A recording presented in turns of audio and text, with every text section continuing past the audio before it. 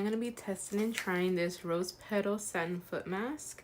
Has brightening and firming ingredients, single use only. It's a sock shaped mask for dull and dry feet. I'm gonna go ahead and flip it out and rip it, sorry. And my feet actually feel so soft. Oh my god. And they recommend you to like massage it in until like pat it dry basically. So yeah, this is amazing. My feet feel so good. So I'm gonna use it, and I think you have to do it for, let's see, 10 to 20 minutes, and I'll let you guys know how my feet feel after.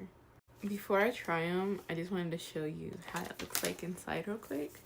And you open it like this. It comes with some little stickers, and it's like a cute little foot thing. And it comes with two, so yeah. Okay, so I really like how soft my feet feel already, even though the mask is still on.